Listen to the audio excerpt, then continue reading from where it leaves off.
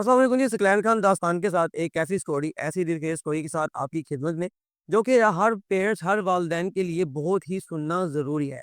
जो कि हमारे रोज़मर्रा ज़िंदगी में, शॉप्स पे, फैक्ट्रीज़ में, बाज़ारों में, गली मोहल्लों में ऐसे जिंदा शख्स डेली बेस पे घूम फिर होते हैं, जो कि हमारे छोटे बच्चों के साथ दोस्तियाँ करते हैं। दोस्तियाँ करने के बाद उनको खाने खिलाना और उनको अपने साथ घुमाना-फिराना और उनके अच्छे दोस्त साबित होने का ड्रामा रचा करते हैं। इसी तरह लाहौर का एक इलाका काना, जहाँ में साजिद नामा शख्स एक छोटी उम्र के बच्चों के साथ दोस्ती लगाता है, उनके साथ घूमता-फिरता है और उनको अपने साथ गलत कार्य करने का बोलता है और उनको पैसे भी देने की ऑफ़र करता है। इसी तरह कहने का एक इलाका है, जहाँ पे साजिद नामी शख्स एक लड़के के साथ बदफ़ेली करता है। उसका वो थोड़ा-सा सिनेरियो इस तरह कुछ करता है कि ये वाक़या थाने के इलाका में फैक्ट्री एरिया है, जहाँ पे एक गंदा नाला है, लाइक जिसे रोही नाला कहा जाता है। वहाँ पे एक फैक्ट्री के करीब एक बच्चे की लाश मिलती है। जो कि लाश इस तरह से बुरी हालत में कुचली हुई पड़ी होती है कि लड़के का पूरा मुँह नज़र नहीं आ रहा होता, लाइक पहचाना नहीं जा रहा होता। उसका नाक, कान, आँखें सब कुछ इस तरह से डैमेज कर दिया गया जाता है कि वो पहचानने के काबिल ना हो। जैसे ही लोग देखते हैं कि किसी बच्चे की लाश पड़ी हुई है, किसी लड़के की लाश है, तो वो पुलिस को इत्तला करते हैं, 15 पे कॉल करते हैं। जैसे ही कॉल होती है तो कान्हा पुलिस स्टेशन के एहलकार और वहाँ के काछा चौकी के एहलकार मौके पे पहुँचते हैं। जब वो पहुँच के लाश को देखते हैं, तो लाश को देखने के बाद वो लाश पहचानने के काबिल नहीं होती, तो वो वहाँ पे मौके पे उसकी पिक्चर्स वगैरह लेते हैं और पिक्चर्स लेने के बाद मोहल्लेदारों से, लोगों से पूछ-गछ शुरू करते हैं। लोगों से पूछते हैं कि किसी कोई इसको पहचान ले। इसी तरह करते-करते वो एक फैक्ट्री में पहुँचते हैं, जहाँ पे एक मैनेजर उनको मिलता है। मैनेजर उस बच्चे को पहचान लेता है, वो कहता है, "जी, ये हमारा ही बच्चा उमैर है, जो कि पिछले 3-4 दिन से फैक्ट्री नहीं आ रहा।" तो हम भी परेशान थे कि फैक्ट्री क्यों नहीं आ रहा, तो शायद ये इसी वजह से नहीं आ रहा। तो पुलिस बताती है कि जी इसको किसी ने मार दिया है, तो हमें इसके घर में से किसी का कॉन्टैक्ट नंबर दिया जाए कि हम उसको उनको इत्तला कर सकें। तो जैसे ही वो मैनेजर इत्तला के मुताबिक वो उसके भाई ज़ुल्फ़िकार का नंबर देता है। जब ज़ुल्फ़िकार को कॉल की जाती है, तो ज़ुल्फ़िकार एक लाहौर का ही इलाका कोट लखपत है, वहाँ पे किसी फैक्ट्री में काम कर रहा होता है। ज़ुल्फ़िकार को बताया जाता है कि आपके भाई की डेड बॉडी हमें मिली है, जो कि आप खाना थाना में आएँ और आके उस बॉडी को रिसीव करें। जैसे ही ज़ुल्फ़िकार पहुँचता है, तो ज़ुल्फ़िकार देखता है, वो पहचानता है कि हाँ, ये तो मेरे ही भाई की बॉडी है और ये मेरा ही भाई है। वो हाथों से, कपड़ों से, बॉडी से पहचान लेता है कि ये मेरा ही भाई है। जैसे ही वो पहचानते हैं, तो वो पुलिस तफ्तीश का आगाज़ करते हुए पूछती है कि आप कहाँ से हैं? तो वो बताता है, जी मैं फैसलाबाद से हूँ। तो हम 2 ही भाई हैं। मैं बड़ा भाई हूँ, मैं पहले से लाहौर में काम करता हूँ। तो ये मेरा छोटा भाई है, तो ये वहाँ पे दोस्तों के साथ घूम फिर रहा था। मैंने सोचा कि कहीं ये गलत सोबत में बैठ के खराब ना हो जाए, तो इसलिए मैं इसको अपने साथ लाहौर ले आया और अपने किसी जानने वाले को बोल के इसको इस फैक्ट्री में लगवा दिया। जो कि मैनेजर से पूछा जाता है, मैनेजर बोलता है कि वो पूछते हैं कि ये रहता कहाँ पे है? तो मैनेजर बोलता है कि इसी फैक्ट्री में रहता है और छुट्टी के बाद ये थोड़ा बहुत बाहर चला जाता है। इतनी देर में पूछगिछ के दौरान ही पोस्टमार्टम रिपोर्ट आती है, जिसमें डॉक्टर बताता है कि जैसे ये 20 अगस्त 2024 को जिस टाइम पे आपको ये लाश मिली है, इसका जो मर्डर है, कत्ल है, वो इससे 6 घंटे पहले हुआ था। तो 6 घंटे पहले का ये कत्ल है। पुलिस को आगे और आसानी हो जाती है और पुलिस का जो नेक्स्ट टारगेट होता है कि उस इलाके में, उस जगह पे वो सीसीटीवी फुटेज को चेक करना कि इसकी एक्टिविटीज़ क्या है और ये क्या करता था और कहाँ जाता था। तो जैसे ही पुलिस ने तफ्तीश का आगाज़ करते हुए अपने उस इलाके के सीसीटीवी फुटेज चेक किए, फुटेज में देखा गया कि ये उमैर नामी बच्चा एक शख्स के साथ पैदल चलता हुआ जा रहा है।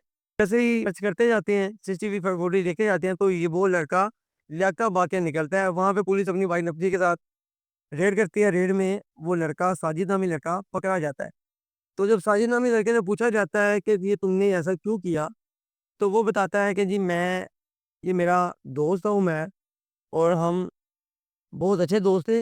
डेली बेस पे ये काम से फ्री होके मेरे पास आ जाया करता था। जैसे ही मेरे पास आता था, मेरे पास ये बुढ़ावे गेम है, वो गेम खेलता था। गेम खेलने के दौरान हमारी दोस्ती थी, हम साथ जाते थे, हम खाते-पीते थे, मैं इसको चीज़ें लेके देता था, तो हमारी दोस्ती बहुत अच्छी रही। इसी तरह एक दिन मेरे घर में कोई नहीं था, तो मैंने इसको बोला कि हम आज मेरे घर चलते हैं। तो जैसे कि वो मेरा एक अच्छा दोस्त था, तो मेरे पे एतबार करता था, तो मेरे साथ वो चला गया मेरे घर। घर गए तो घर जा जा जाके मैंने उसको अपने साथ बातों में लगाया, बातों में लगा के मैंने उसको अपने साथ बदफ़ेली करने के लिए मजबूर किया कि हमेशा बदफ़ेली करो। तो वो बच्चा बोलता है कि नहीं, मैं आपको बहुत अच्छा समझता हूँ, आप बहुत अच्छे हो।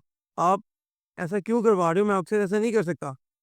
तो उसे बताया कि मैंने ज़बरदस्ती करने की भी कोशिश की, मैंने बच्चे को डराया, धमकाया, मजबूर किया कि ये किसी तरीके से मेरे साथ कर ले, पर उस बच्चे ने ऐसा नहीं किया। वो कहता कि आप मेरे एक अच्छे दोस्त हैं, मैं आप पे ट्रस्ट करता हूँ, तो मैं ऐसा काम आपके साथ बिल्कुल नहीं करूँगा। बच्चा कह रहा है जी मैं यहाँ से जहाँ जा रहा हूँ मैं जाऊँगा। बच्चा वहाँ से भागने लगा, मैंने उसको रोका, मैंने कहा अच्छा छोड़ो, ये सब चीज़ें छोड़ो, बैठो यहाँ पे, मैं आपको भी छोड़ आता हूँ। मैंने बच्चे को तसल्ली दी कि यार मैं आपको छोड़ आता हूँ, आप टेंशन ना लो। इसी दौरान बच्चे को मैंने काम डाउन किया और मैंने बच्चे को अपने पास बिठा लिया। तो अब मैं सोच रहा था यही चीज़ें मेरे माइंड में चल रही थी कि अब ये बच्चे को सारा मेरी असलियत पता चल गई है। जबकि मुझे लोग बहुत ईमानदार, दयानतदार, अच्छा इंसान समझते हैं, बहुत नेक इंसान समझते हैं। अगर बच्चे ने जाके ये बात अब बाहिर की कि इसने मुझे ये काम करने पे मजबूर किया तो मेरी तो इज़्ज़त का जनाज़ा निकल जाएगा। मेरी तो इज़्ज़त ही नहीं बचनी। इस डर से मैं बहुत ज़्यादा डर गया था। तो जैसे ही मैं उधर गया तो मैंने एक फैक्ट्री के पास जब मैं गया तो मैंने वहाँ पे जाके उसका पहले गला दबाया। गला दबा के जब थोड़ी देर बाद मैंने गला दबाया तो वो मर चुका था। मरने के बाद मुझे ज़हनी और दिमागी सुकून नहीं हो रहा था। मेरे दिल को सुकून नहीं पहुँच रहा था कि अब ये पकड़ा जाऊँगा मैं, अब ये जैसे ये पहचाना जाएगा मैं पकड़ा जाऊँगा, मेरे लिए मसला होगा।